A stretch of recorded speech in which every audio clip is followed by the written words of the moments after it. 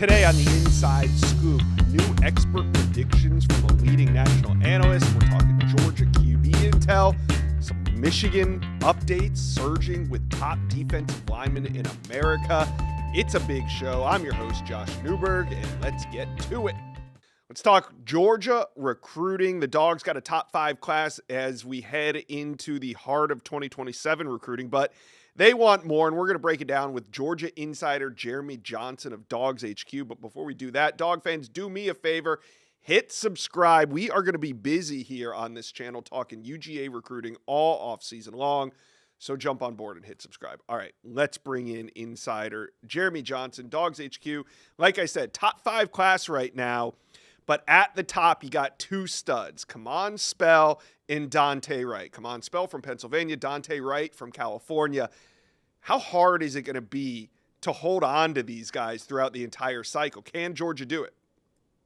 Yeah, I mean, I think they're in a good spot to do that with Kamon Spell. He is saying all the right things, and I'm sure people got really excited when they, saw him say, "I'm committed." I mean, it's been a while since I've heard a recruit say something like that, and basically say, "Hey, I'm not taking any visits anywhere else, this summer," and that's a huge win if that stands to be true. I mean, because he is a special running back. I don't know if anybody's had a chance to go and watch that young man play football, but he is special at the running back position. Dante Wright's going to be more of a challenge. Oregon has come on strong. Miami's coming on strong.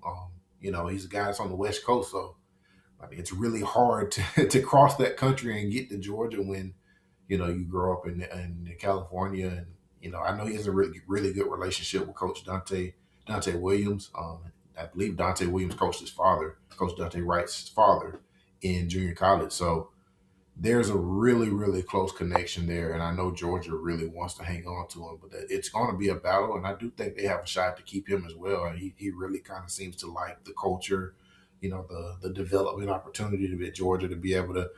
I mean, he told me he wants somebody to get on him, man. He wants somebody to coach him really hard. So hearing that from an elite prospect, that's he's heading in the right direction when it comes to how he wants to develop himself. But yeah, I think Oregon makes a lot of sense as well. Does this kind of remind you of the position that USC found themselves in 2 cycles ago when they went out, jumped early on these Georgia prospects, Isaiah Gibson, some others, and of course, they had them on their commit list for 2-3 months, but once we got to summer, they're pretty much all gone. Why could Dante Wright be different for Georgia here? Yeah, I mean, I think that's a good point. With how what happened with USC a couple of years ago, and that could be the case eventually. But today, I think it's just that relationship with Dante Williams and Dante Wright. That connection is really strong. It was something that he talked about at length with me when I spoke to him down in South Florida, and I think that's what's going to continue to matter. Georgia's shown that he's a priority, and Kirby Smart's involved as well. So, as a defensive back, that's a big deal for these guys that play in the secondary. I mean, Georgia's put as many guys in the NFL at the secondary as probably anybody in college football over the last couple of years. So, I think just him being on campus a lot in the summer, I mean, and getting there and actually getting that kind of locked up and doing that will be big. But the fall is going to be tough just because in the fall he's going to have games and stuff, and he's not going to be able to get to Athens as much. And that's when I think you'll see the real heat start to get put on Georgia. I do a good job this summer, but I think the fall is definitely – they're going to have to survive the fall just because they won't be able to see him as much. Yeah, well, they've done a good job getting him on board. I believe they can hold on, but like you said, there's reasons why it might not be easy. All right, let's move forward, talk a little quarterback recruiting. Jaden Wade, he's the elite 2028 quarterback that committed right here on this channel to Georgia, but we're going to talk 2027 right now. No quarterback committed. Who's emerging on the board as the top target for Georgia quarterback recruiting in 2027, and who are just some names that fans should know? Yeah, there's about 4 guys that I've been kind of watching to see what's going to happen. Keegan Coucher, Ole Miss commit. Yep. Peter Bork, former Michigan commit that just decommitted from Michigan. Jameson Roberts is a guy that just got the offer late last week one day. And Davin Davidson, quarterback out of Cardinal Mooney in Florida, in Sarasota, Florida. That all 4 of those guys are guys that Georgia fans need to pay attention to.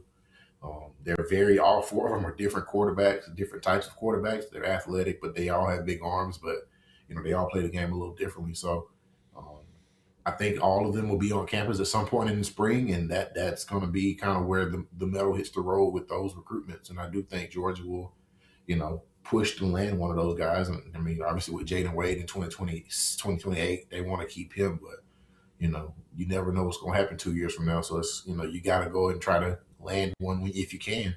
Yeah, and I think they will. I think, as we get through spring and into summer, we'll get a little bit more clarity on who exactly is the top target at quarterback. Now, let's wrap this segment up and talk a little bit just about the state of Georgia right now, because two top names already off the board. You got DJ Jacobs and Kamari Dorsey committed to Ohio State and Texas A&M respectively.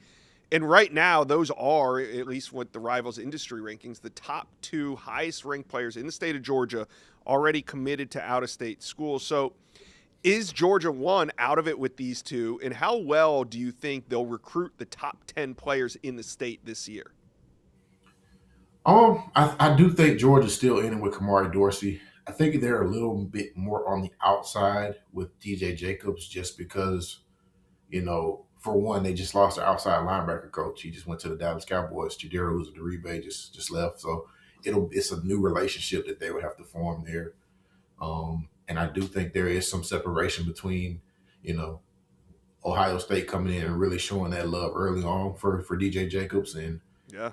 Georgia's not, I mean, he's a Georgia legacy. So I do think there's always a chance. And I do think Georgia will try. And I think Georgia has been trying. It's just going to be a tougher battle than it is for Kamari Dorsey, in my opinion. Now, I don't necessarily see either one of these guys in the class at Georgia right now. There's so much ground to be made up. Texas A&M really, made an impression on Kamari Dorsey. He really likes Mike Elko. Mike Elko's a guy that's coached really good safeties in his time in college football. So I think that really matters to Kamari Dorsey. So both of those are really hard. I think Kamari Dorsey's probably more likely. The state of Georgia as a whole, I think Georgia's going to make that a priority. Because just the way the world works of college football, you have to have guys that love Georgia and want to be close to home, and that's where you build. That's the bread and butter for a program like Georgia that they don't lose a lot of guys. They retain a lot of people, and that's probably their number one priority. Is you recruit really good players, yes, but then the guys you do recruit, you want to keep them in house, and I think that's where it starts for Georgia. All right, Georgia fans, talk to us. What do you think about recruiting in the state of Georgia? How is it going? How should it go? And who do you think is the most important in-state target this cycle? Let us know. Comment section below. Let's talk Michigan recruiting. Right now, they have a top 20 class, new head coach. They got a lot going on. We are going to break it down with Ethan McDowell of the Wolverine Insider over there.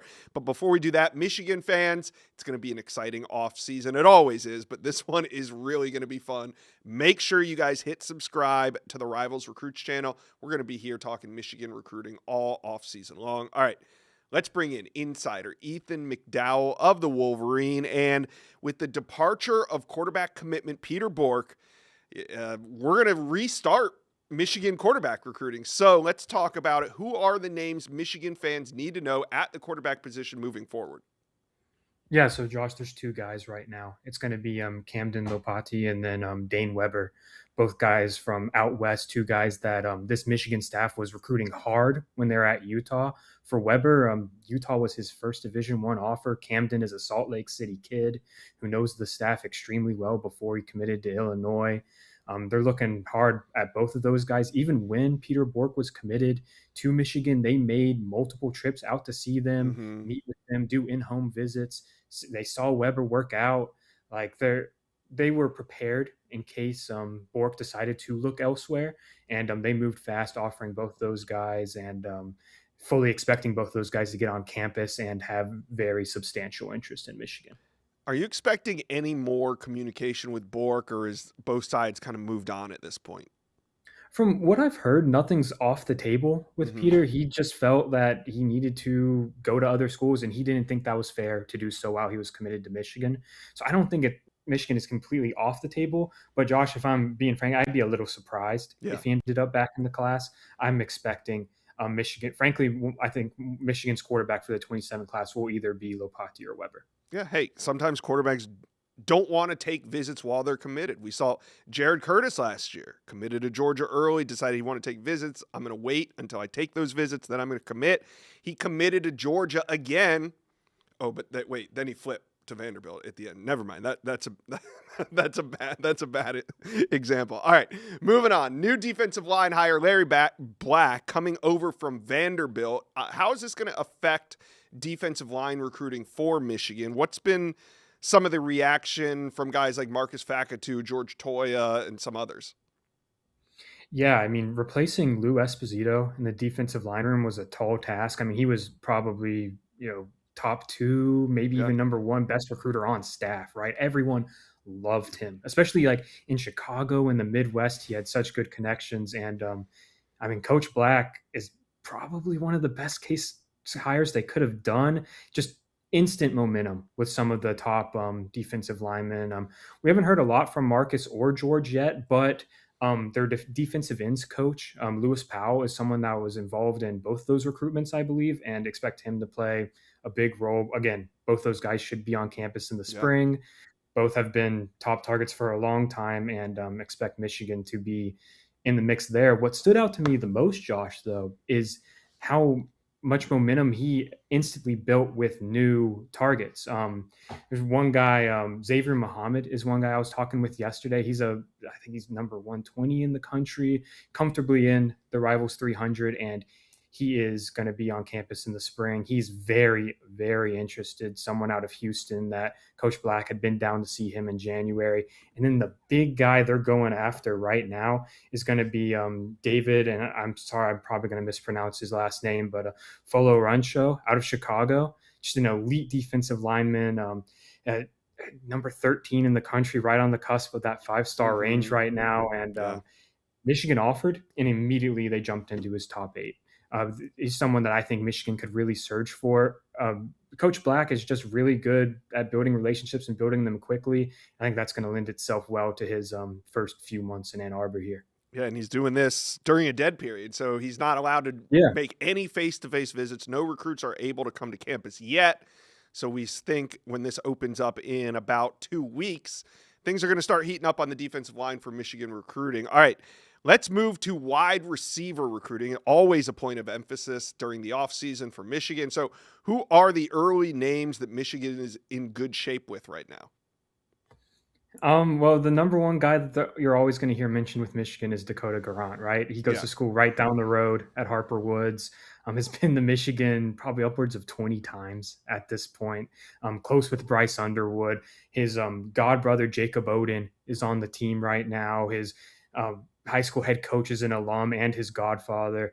Like there's just so many connections between him and Michigan, but the same message, you talk to Dakota, you talk to folks in his camp, he needs to see them throw the ball more and throw the ball better. He has a lot of faith in Bryce, but the whole thing last fall was, all right, we need to see what this new offense is going to look like. And then for the third time in 3 years, they have a new system. They have a new offensive coordinator. Kyle Whittingham, Jason Beck, the new OC, Micah Simon, the new receivers coach. They went to Harper Woods. They sold him on that and made a really good positive impression. But it's going to be hard, I think, for Michigan to overcome. Like Oregon is the team that is always mentioned with Dakota right now. And I think, like everyone else does, I think they're the team to beat right now. So out of the top 100 wide receivers, I'm looking at Quentin Burrell out of Chicago, Mount Carmel. His sister plays for the women's soccer team in Ann Arbor. He's, again, been to campus plenty of times for recruiting visits and just to, see his family up there. So he's someone that's going to be back in the spring, just set a visit for April 2nd. So he'll get to see the new offense. He had similar questions about what this new system is going to look like, but his recruitment is wide open right now. I know there was predictions have gone in for Notre Dame for him. I think it's a lot more wide open than that suggests right now. He's going to go see every single member of his top 10 in the spring, and I think the door is open for Michigan and, again, Coach Micah Simon to make a move there and get Michigan back into comfortably that top group. Yeah, Illinois, once again, going to be a battleground for Michigan recruiting, some really important targets in that state. How do you just generally feel about this staff right now? I know recruiting's gonna heat up, but what are some characteristics that you've picked up on of this staff when it comes to recruiting? Just a lot of energy. I mean, they needed to hit the ground Yeah. hard in January and go see, as many recruits as possible because, after the scandal and after everything that's gone on in Ann Arbor, a complete Hmm. staff overhaul, a complete front office overhaul, as we're seeing right now. They Yeah. hired a new GM. They're gonna have to hire a new director of recruiting, folks that were beloved in the building, right? So they did, I think, everything they possibly could have in terms of going to see schools twice. And, there was one day where the offensive coordinator and quarterbacks coach were in Detroit, then they flew to Utah, and then they were in Boston to see Bork at the time. At the time, he was committed, of course, all in one day. So they were working hard, working relentlessly. Micah Simon, I think, is going to be a superstar recruiter for this staff with the receivers, just with the how much energy he brings to the trail. He sat with Quentin Burrell's family for 3 hours Hmm. on their in-home visit and really built the foundation for the relationship. And then guys like Kyle Whittingham and Jason Beck and Jim Harding, their offensive line coach, can just sell their experience. I mean, they're some of the most well-respected coaches in the country. Jim Harding's able to walk into these living rooms right now and be like, "Hey, I have two offensive linemen that are going in the first round this year," and you combine that with Michigan's just overall offensive line reputation, and that's a lot to sell, right, Josh? Yeah. So there's just a nice combination of experience and youth right now. I'm really excited to see how they fill out the front office to kind of supplement that. Yeah, and Michigan fans seem like they are fired up for this new staff for what's to come. And to me, with all for various reasons, when the cycle started in the last couple of years, it seems like Michigan hasn't been able to capitalize on the momentum that they should have entering a recruiting cycle. There's always some sort of scandal or something going on in the offseason, but this year it seems like there's hope, there's excitement, and we're having a little bit of fun. So Michigan fans, talk to us. Who is your most important target on the board moving forward? Let us know. Comment section below. The experts have been making a lot of early predictions, and one of the top experts in the country is on this show, ready to make his call. We're going to go behind the scenes of some of the biggest predictions when it comes to the 2027 class. We got national analyst Sam Spiegelman, but before we get into it, guys, do me a favor, hit subscribe. The cycle is only starting here on the Rivals Recruits channel, and we want you guys to be with us the entire time, so make sure you hit subscribe. All right. Let's bring in national analyst Sam Spiegelman, and he's going to reveal some of his early predictions when it comes to the 2027 class. And Sam, you've got so many predictions. We're going to stick to kind of the area of the country in which you live. You're in Texas. You were in Louisiana for a long time. So there's so many good players in those two states. We are going to find out where you are predicting them. So let's start at the top with not just the number one player in the state of Texas, but number one overall in the entire country, regardless of position. We got five-star cornerback John Meredith. He's out of Fort Worth, Texas. Where do you predict him? Yeah, this is favoring Texas A&M, and I like where the Aggies sit long term with the five-star cornerback from their backyard up in Dallas Fort Worth. They've been recruiting him as hard as any school in the country. Alabama, Texas, and Ohio State, though, continue to stay in this race as official visits loom. He'll have a decision after those official visits. All right, so we're looking at probably a summer decision there from the number one player in America. We'll stay in the state of Texas. Out of Houston, five-star offensive tackle Kennedy Brown. Where is your prediction at? Yeah, this is maybe a theme developing here, Josh. I like where Texas A&M sits with five-star offensive lineman Kennedy Brown. He has logged more than 10 visits to College Station over the last year and change. Oregon is right there up on top with the Aggies, but if I had to make a decision today, I like where A&M is positioned. Two players out of the state of Louisiana, edge Zyron Forstall and quarterback Elijah Haven. Will start in New Orleans with Zyron Forstall, who is playing his final year of high school football at IMG Academy, but Forstall from the state of Louisiana. Where do you have him predicted? Yeah, LSU wants him. Texas A&M wants him. Miami and Notre Dame want him. I think the Aggies are the team to beat. They have been recruiting him as hard as any school since last summer. And as his senior season approaches, I think they still have their foot on the gas. There are going to be a couple of big visits on deck. including back to LSU and this new staff with Lane Kiffin, and of course to Notre Dame, which has really dialed up its efforts with Zyron Forstall. But A&M right now is the team to beat. All right, quarterback Elijah Haven. He's out of Baton Rouge. This has to be an LSU lock, right? You would think, right? But LSU is actually not in the mix with five-star quarterback Elijah Haven. Alabama has been trending since, I think, October or November, Josh, when he made consecutive visits back to Tuscaloosa for game day. The Alabama Crimson Tide have been very well positioned at the top of his recruitment. He also visited Auburn last month. He's going to get to Kentucky and Florida, a team that was once in pole position in his recruitment. But until further notice, I like where the Tide stands. Yeah. All right, let's head to Argyle, Texas, where we find the number one linebacker in America, Cooper Witten, and his recruitment is kind of confusing because of his father's ties, but it's about his most recent tie that kind of maybe gives the edge to this recruitment. Yeah, you're obviously referring to Tennessee, where his father, future Hall of Famer Jason Witten, was a star for the Vols before his Hall of Fame NFL career with the Cowboys. Now he's coaching in Norman as the Sooners' new tight ends coach. Cooper Witten, the elite linebacker, very family-oriented young prospect. Oklahoma is the team to beat here. Texas A&M and Georgia also had him on campus. Tennessee is not going to stop recruiting the legacy target. However, from speaking to sources close to this recruitment, they view Oklahoma as the team that's going to be very difficult to overcome down the stretch for this young man. Interesting. All right, let's head back to the state of Louisiana, where we got five-star tight end, massive tight end, Ahmad Hudson. Yeah, Nebraska is the team that's setting the pace in his recruitment right now. I know that might catch some recruiting fans off guard, but since his visit to Lincoln in November, Nebraska has been on top with the five-star tight end, also a five-star basketball prospect at that. Texas A&M and LSU are right there behind them. And in fact, LSU continues to close the gap. So Nebraska might be the pick today. I would not count out the Tigers long-term for the legacy prospect from Ruston, Louisiana. Great. No worries. We're going to cover that recruitment through all the ups and downs. We'll see what happens there. But right now, if you're a Husker fan, you got to love where you stand.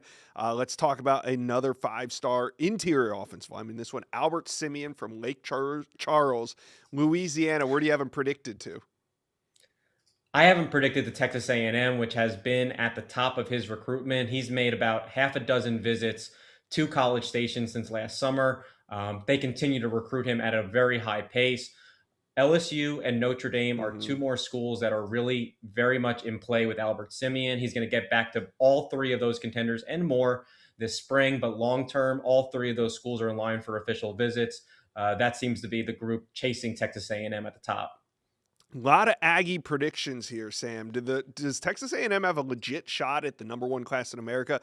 If even a portion of these predictions go their way, I mean, they're already with the top 10 class. They're already with a top 5 class, and the guys that we're predicting to Texas A&M, these are not just, run-of-the-mill in-state 3- and 4-star defensive targets or receivers. These are some of the best prospects at the position. We're talking about the number 1 interior offensive lineman, the number 3 interior offensive lineman are very high on the Aggies. We're talking about them being the leader for Kennedy Brown, a top 10 prospect in America on the industry ranking. The Aggies are catching steam on the recruiting trail. You include 5 stars like Ahmad Hudson and Zyron Forstall. They have the ammunition to compete not only for a top 5 or top 3 class, but the number 1 class in the country. I'd probably project them as the favorite right now based on these early forecasts. All right. Yeah, it just seems like the Aggies are racking up the predictions. Now, let's keep it moving. We're going to stay in the state of Texas. 5-star interior offensive lineman Ishmael Kamara. He's from Gilmer, Texas. Is he going to be staying in state or leaving the state? Yeah, I think that he's going to end up staying in state, and you're going to hear the schools at the top, schools like Texas and Texas A&M. This could go either way depending on which month you speak to Ishmael Kamara or his family. These are two of the long-standing contenders in his recruitment, and for a kid from East Texas, it's a pretty traditional recruitment. You can also throw LSU as a dark horse in the mix here. I think he doesn't play too far from home in Texas. I like where Texas currently stands, but A&M is very much in the picture with Ishmael Kamara. All right, that's it for the 5 stars, but we still have some very highly ranked 4 stars to deal with here. We got 4-star defensive lineman George Toya. His recruitment is heating up. He's at a Trophy Club, Texas. Where do you have him predicted early? Yeah, we like where Texas Tech stands here. Texas Tech already has the commitment from the number one player in the country, Jalen Brewster. He's also the number one defensive lineman in the country. Texas Tech is eyeing one of those stellar, star studded recruiting classes on both sides of the ball, just like they did last year in the 2026 cycle. They're looking at a possible tandem of Jalen Brewster and George Toya in the middle. Since he visited Lubbock, Texas Tech has been setting the pace in Toya's recruitment. All right, couple more here. 4-star corner Montre Jackson out of Garland, Texas. Yeah, I like where Texas sits. They just offered him a couple of weeks ago, but they very quickly got him on campus to Austin. And since then, Texas has been trending up in Montre Jackson's recruitment. That doesn't mean a decision is near. He's going to still take a lot of official visits. That includes SMU, Texas Tech, and Tennessee. They're also in line to get him on campus for critical spring practice visits. And Texas Tech has some momentum here. But if a decision was made today, it's hard not to like where the Longhorns stand with Montre Jackson. All right, now we got 4-star running back. This is the last one here. 4-star running back Landon Williams-Callis from Richmond, Texas. Where do you think he lands? You're going to notice a theme once more, Josh. I really like where the Aggies are positioned with the number 3 running back in the country, Landon Williams-Callis. He has made a ton of visits to College Station, being one of the best prospects in the Houston area. And Texas A&M is not only trending on the RPM, they are the team to beat. Schools like Houston, Oregon, and of course the Longhorns are still swinging away. He's keeping things pretty open until these official visits. We'll see how those play out in a few weeks. All right, and it is early. I say it is very early. If anybody's followed recruiting, we know it, the ups and downs, the ebbs and flows. It's a roller coaster ride. So you guys are the real experts. Do you agree with Sam? Do you disagree with Sam? What are your predictions on some of the best players, not only in the entire country, but specifically Texas and Louisiana? Let us know, comment section below. Let's talk some Notre Dame recruiting. And if you followed Notre Dame recruiting for the last 5, 10, 30 or 40 years, you would understand that the class that they signed this February was a historic one. Notre Dame finished number 2 in the Rivals industry rankings, and it's a spectacular class. We talked a lot about it on this channel, but we haven't done a real deep dive into the impact players that are already on campus and going to be starring on the field this upcoming season. So that's exactly what we're going to do here. Notre Dame fans, make sure you guys are subscribed to this channel. We love talking Irish recruiting, and we're not going to stop now. So let's dive into some of the top-ranked players in this class, starting at the top with Rodney Dunham. He's a top 20 player, number 17 overall out of Charlotte, North Carolina, 6'4", 225 pounds. You can see here, quick burst off the line, excellent strength. He is going to come in and make an impact early. Now, I don't know if he's going to compete for a starting job right away, but you will see Rodney Dunham on the field just like this, making plays this upcoming season for the Irish.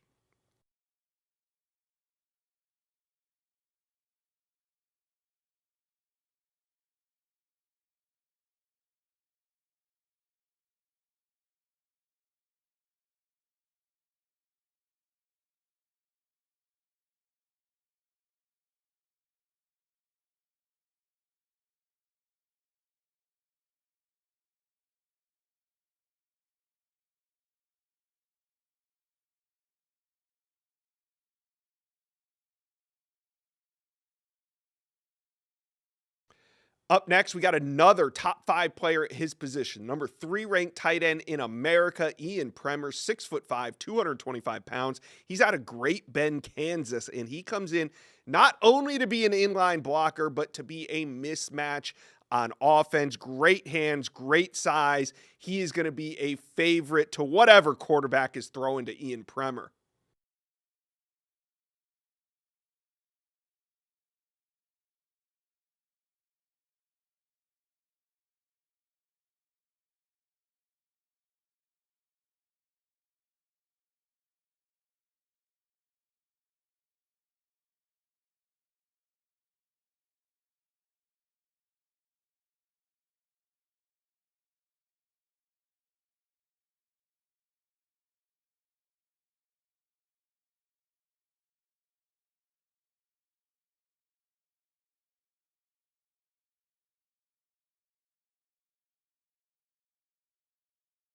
Up next, guess what? Another top 5 player in at his position. We got Kari Adams. He's the number 2 ranked corner in America, and it's easy to see why. It's 6'1", 180 pounds. Typical NFL frame for a lockdown corner. He comes out of Towson, Maryland. A lot of competition where he played his high school ball, and he's going to come in and make an early impact for the Irish.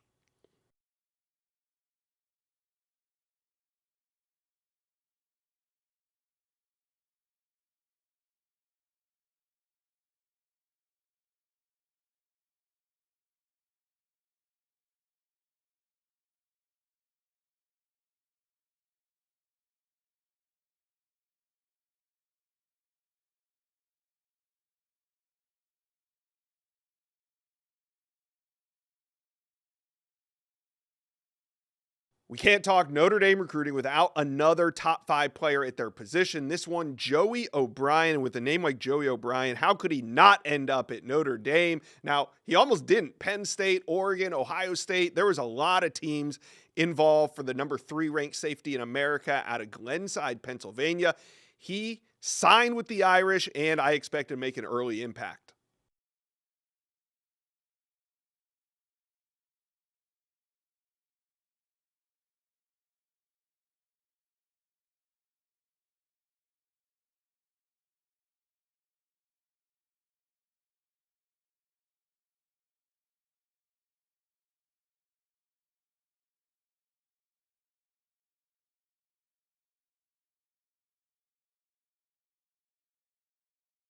All right, next up is Aiden Pouncey, and this is one where the Irish had to go into the state of Florida, battle Miami, battle Florida State to come out on top for Aiden Pouncey. 6'2.5", 165 pounds. He's from Winter Park, Florida, and you can see here why he was so coveted. Great length, great size, great speed. Expect him to be a very good player for Notre Dame in the years to come.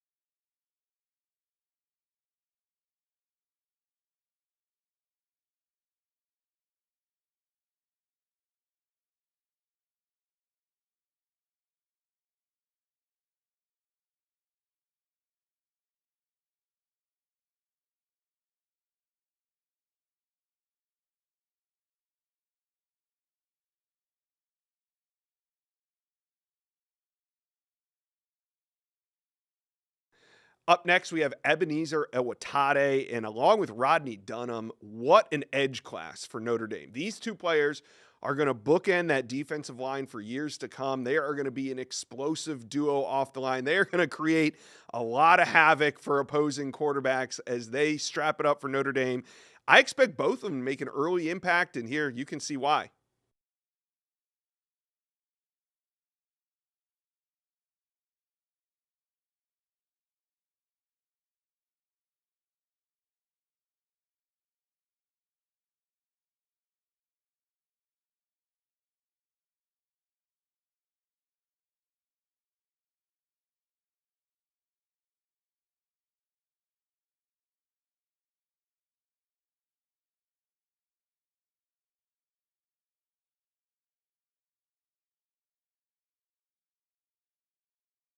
All right, there it is, Notre Dame fans. A look at what is coming to campus in the coming months. These players are going to be starring on the field, not just this upcoming season, but years to come for the Irish. So Notre Dame fans, if you like this type of content, let us know. Also hit subscribe because we're going to be putting out more and more of this as the off season comes along.